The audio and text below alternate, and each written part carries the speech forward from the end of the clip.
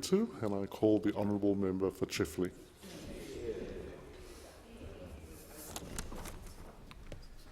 Thanks, Deputy Speaker. There are often occasions I can't believe I'm here, and there are probably instances in the way that I carry on. There's probably some of you on that side and even on my side that probably agree with that statement. Yeah, well, that's fair. So far, so good. Probably rushed a bit too quick to agree to that, but I'll put that aside. And the reason why it's hard for me to believe I'm here is because my parents were a product of poverty. You know, I visited my mum's place in rural Bosnia, and a house that she grew up in that's probably no bigger than this area. And there were 8 people crammed into that house, and my dad's place wasn't much different. In fact, I took my dad back to Bosnia for his 60th birthday, and he showed me this beautiful bit of land. And he said this was ours until my dad gambled it away. And they made it here in the late 60s. And Australia opens its doors to allow us to have the chance to be here. My old man got to work on the Snowy Mountains scheme.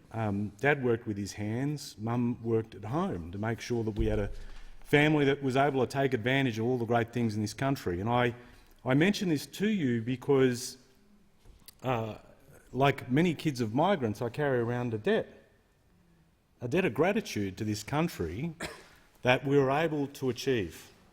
I got to go to university. You know, I could count on one hand the folks in my family from my parents' generation that got to do that. And Australia gave me the chance to do that here. And I now get to serve in this place.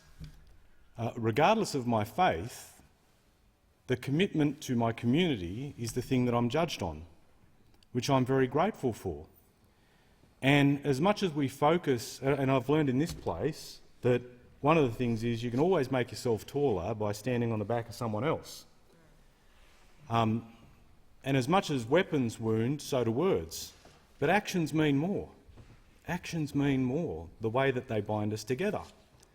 There are a few improbable things in this place. One of them that's remarked on from time to time is my friendship with the member for Kooyong. 2 of us, probably the biggest dags in Parliament. I don't know if that's parliamentary, but we are. There we are, joined at the unhip.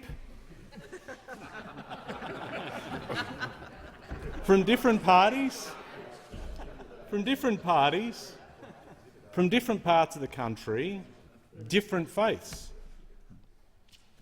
But actions matter more in terms of being able to find common ground. And in my contribution today, we can focus on the people that are trying to divide us, focus more on the things that bring us together as a country. This is a moment that is supposed to do just that. I mean, I remember on my election here, when he used to be known as the member for Wentworth and now is remarked as the Prime Minister, calling me to congratulate me on my election, which I've never forgotten.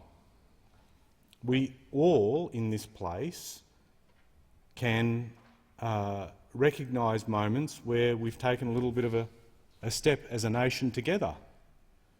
The things that bring us together matter more. The things that can allow us to be a better country are things that are worth celebrating. That's why I focus on these things today, not to focus on the things that divide us and that have caused great anger and annoyance, those that have sought to drive division or fuel fear, but to recognise that this is a moment that we will be judged on both sides, not so much in terms of my words, but the actions of a Prime Minister or of a leader of an opposition in bringing the country together, and reminding us that we've all got an obligation to make the place a better place. And I'll end on this observation. You know, people ask me, because of my Muslim faith, do I have a problem with the Lord's Prayer at the start of Parliament? No, I don't. When you hear God's words, you hear God's words. They are good words. And in particular, and forgive us for our trespasses as we forgive those who trespass against us. It's not an exhortation for the moment. It's a reminder for us to live a better life that is not mired in the negative, but in something that's better. And this is the moment that we can build on. There are a lot of people in different parts of the world that want to make their country great again. We've already got a great country. We can make it better. And we can make it better by working together and not focusing on the division. And not focusing as well, if I can make this remark, on ignoring words that are used in a debate that have caused, in times past, great pain to people. When you use those two words about final solution, when I spend time with my great friends from the Jewish community and I know the pain that they've gone through and that they've felt, you don't want that on anyone else, and you certainly don't want to remind people of the pain that they've been through. So we're going to use this as a moment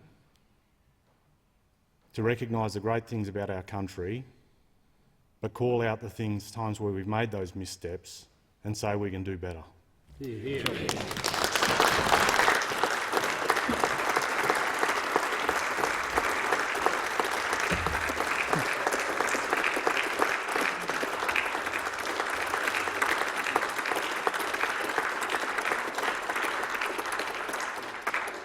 The question